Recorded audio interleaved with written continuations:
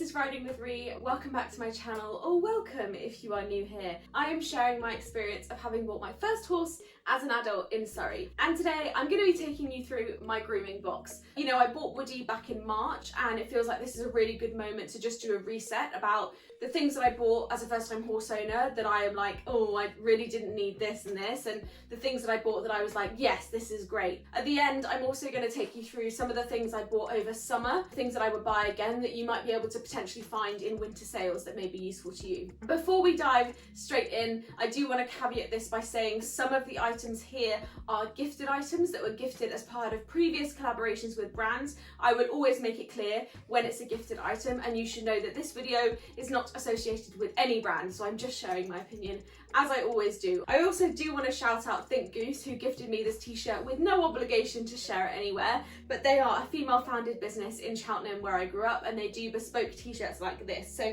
this is actually a line drawing taken from a real picture of Woody and I and turned into a t-shirt. So I think they're just really cute, lovely, and we love a female founded business. All right, let's get straight into today's video.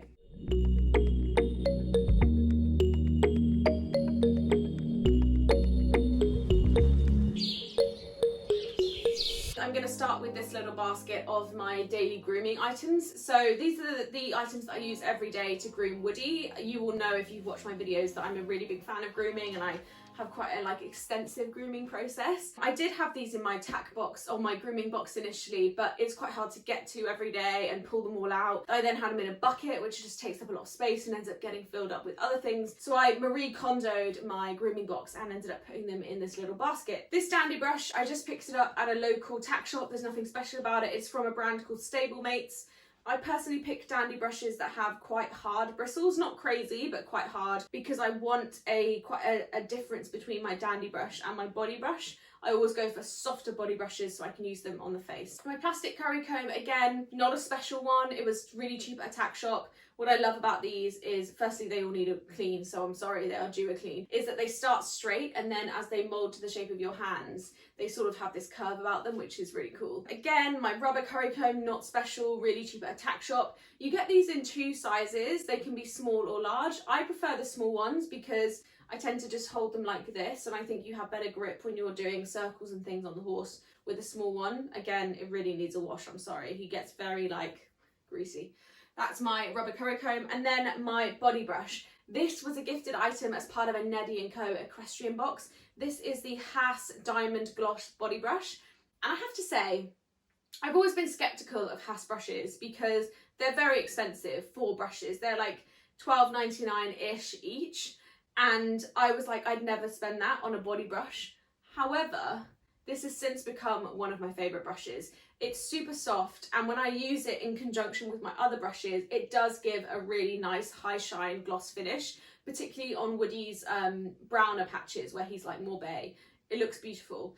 And it's really handy in the winter and any kind of muddy days, because if you have mud right around the eyes and you don't want to use a dandy brush or any of the other brushes that are quite harsh, this is really good just for kind of glossing over and getting the last bits of the mud out. So I think they probably make really good gifts. I think whether or not you'd gift yourself one of these is your own decision, but I have to say it is now one of my favourite brushes, and I would probably buy another Haas brush when this one eventually dies. This is a human hairbrush. This is actually my old hairbrush. I bought a new one and replaced this one. I use human hairbrushes on manes and tails. I personally find that they do a good job. I like the long handle, and weirdly I just think that they are a bit less harsh on the mane and tail than a plastic curry comb. I think they just do a better job of separating out the hair and not taking so much of it out. And finally, my hoof pick. This is extremely old. This was actually pink, you probably can't see now, but I bought this as part, or I think my parents probably bought this as part of a grooming box I got when I was about 14, when I found my first loan pony, Otto. I'm 28 now, so I've had this, 16 years? It's very old. I love hoof picks that have the metal part and then a brush, because you can brush out the hoof. But I think when you have good brushes, you don't have to spend loads and loads of money on things. I think there are other areas you can spend your money on. You can start easily. It's much more about the work that you put into doing the grooming, for me anyway.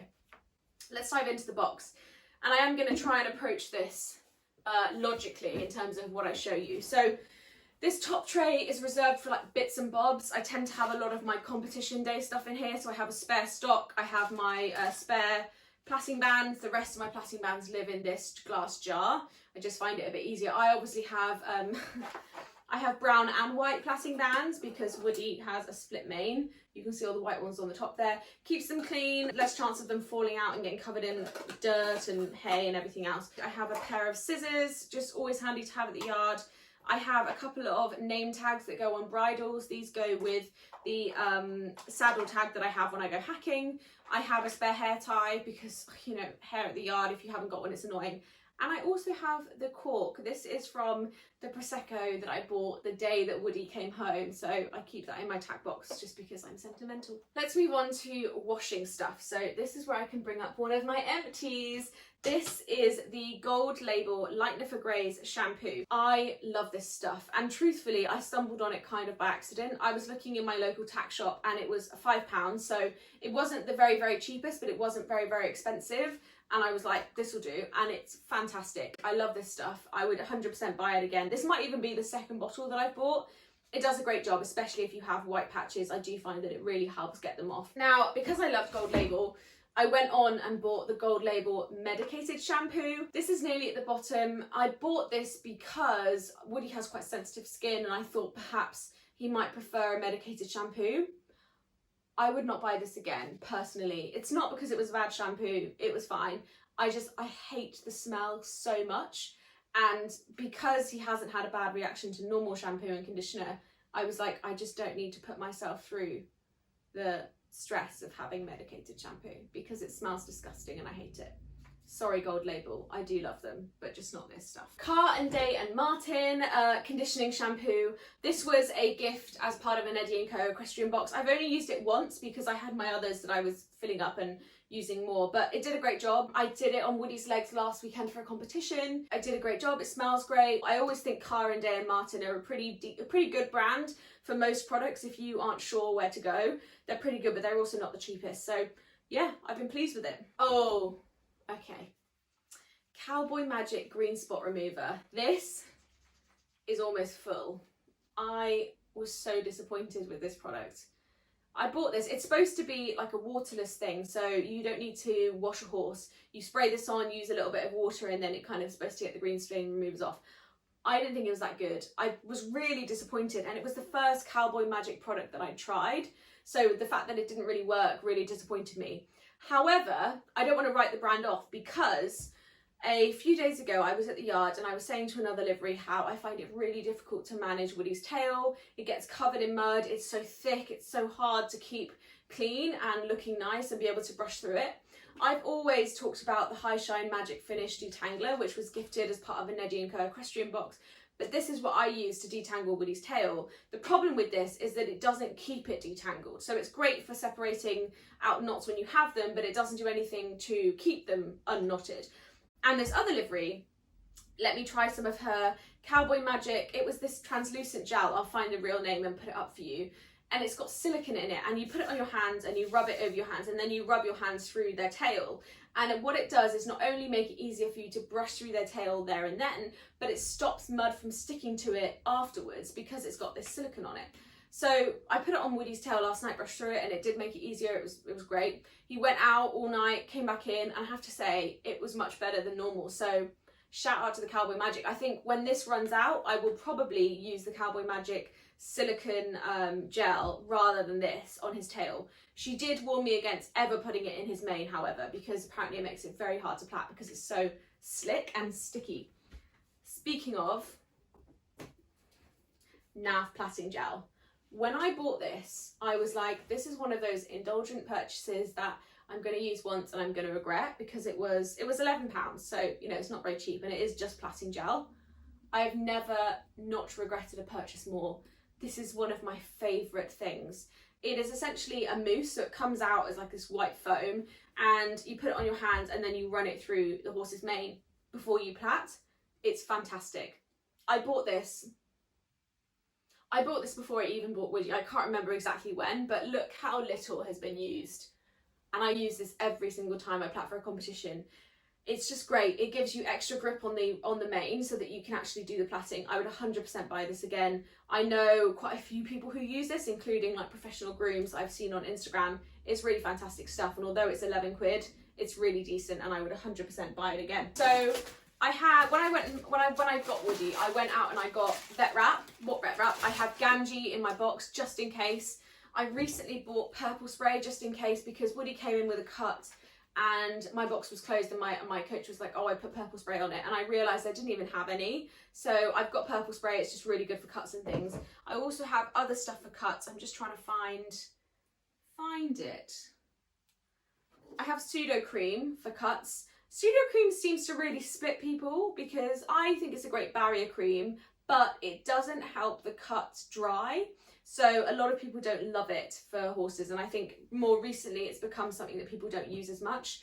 This is definitely something I bought as a kind of hangover from like what I was taught as a child, and I think you will always have those kinds of products in your grooming box. I can see a couple more that I'll speak through in a moment, but I have it just because it is useful here and there, especially in the winter.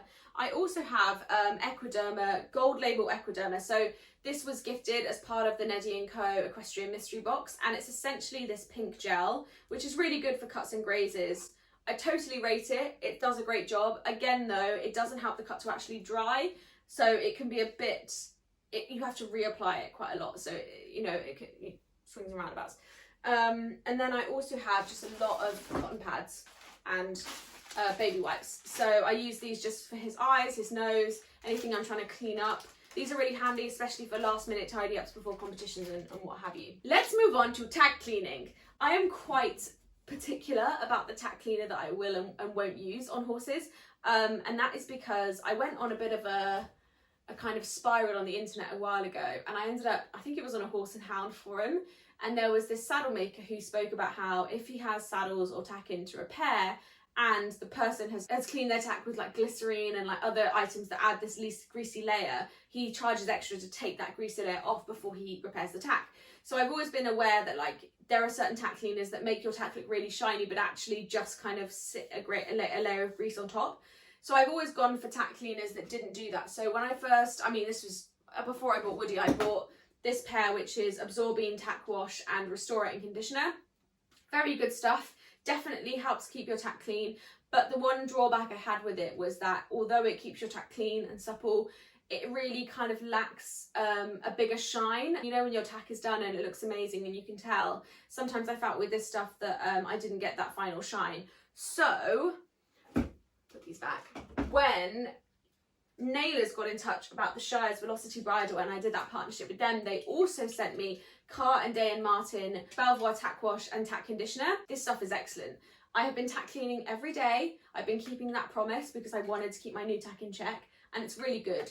The first step cleans the tack after you've watered it, and then the second step, it gives you that high shine that I was looking for, that I wasn't getting with Absorbine, without giving you a greasy layer. And that was what I really wanted, because now, you know, I took my tack out the other day and my friend was like, oh wow, your tack's so shiny. And I was like, that's what I want. I want people to look at my tack like that, but not to have that super greasy layer that feels horrible. And that's what I get with these. So I think when these are run out and when the Absorbine is run out, I will rebuy these ones as opposed to going back to Absorbine. Speaking of tack cleaner, Neat's Foot. This is nearly full. I bought Neat's Foot, I think, because, I don't know, again, it was kind of automatic, a bit like Pseudocream. I was like, oh, we should just have Neat's Foot in the box. But it's supposed to be like a deep cleaner for leather. But more recently, I've read a lot, particularly from a female saddle maker on Instagram called Kelly J Leather, who's amazing. She makes bridles and leather work. And she and a lot of other people actually complain that Neat's Foot rots stitching. So they recommend not using it. So I have it, but I hardly ever use it because I'm afraid to use it because I don't want to ruin my stuff. So it's just in my tack box. And then finally in here, I have my hoof oil. To be honest, I'm going to say, as a first-time horse owner, you know, this was 11 quid, right? I think there are other things you can spend your money on. I hardly ever put it on my horse's feet, even for competitions, because most of the time I forget.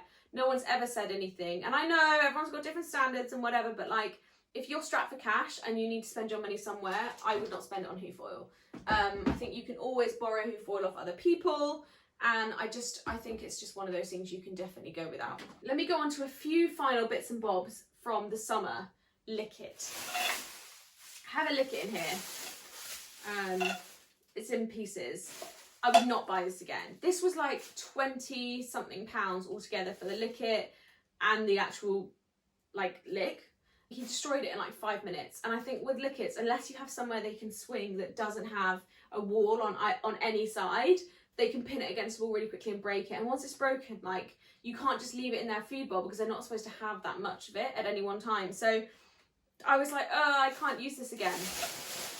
What I would buy again, however, and what I'm actually about to buy again, is the Himalayan salt lick, which comes on a kind of rope. I bought one literally the week that I bought Woody because he was licking stuff and I thought he maybe needed salt. And only now has it just run out, really. So what was that? March, April, May, June, July, August, September, October. 8 months. Lasted 8 months.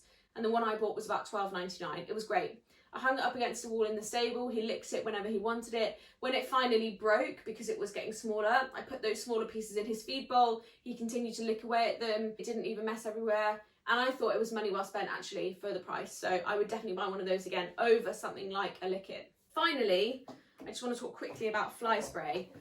I have here an Empty, which was a Power Phaser bottle. So I initially bought the Power Phaser fly spray and then I relented and bought the gel. This is expensive. These are like £22 per bottle. I know, expensive, but they're really good. I've tried quite a lot of fly spray and it's the only one that seems to do a decent job. Initially, I just bought the fly spray because I was like, I don't need the gel, that's just expensive. And I was like using my hands to put the spray onto his face rather than obviously spraying his face.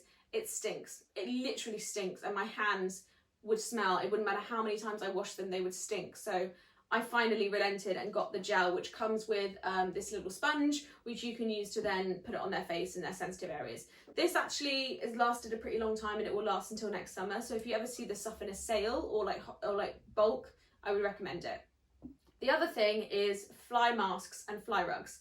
I bought the Rainbow Protector fly rug, which is very expensive, but I found it in the middle of winter in a sale, so I got it early. So if you're looking at fly rugs, I would look now and into winter because they're probably going to be discounted. And I think with fly rugs, you sort of have to make a choice, with all rugs really, whether you go a little bit cheap and see what works for you, knowing that it might break or it might tear or whatever, and knowing that you're fine with that, or you go like to the other end and you're like, this is going to last for years. I have to say the Rainbow Protector, super high quality.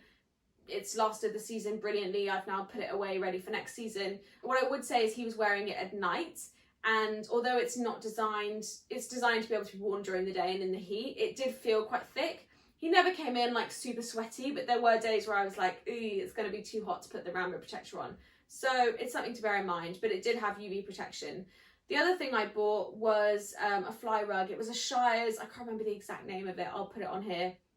It was a Shire's fly rug with UV protection, and I ended up never putting it on him because he was out at night. He just didn't need it. So I think knowing what your horse's schedule will be and then buying stuff with that in mind is probably a good idea. Hold back on your impulse as a new horse owner to just buy the things you think you might need and like wait until you need them, because you're always going to be able to get hold of it. Your horse is always going to be able to last a few days without something.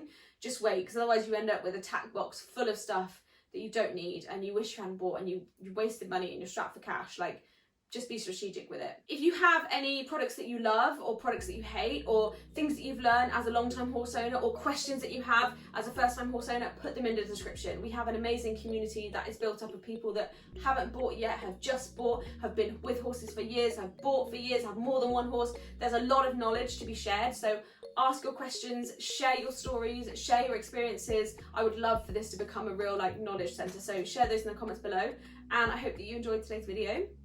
If you did, you give it a thumbs up. I'm going to go and clean my hands and all of my stuff, apparently. And I will see you in next week's video. Bye.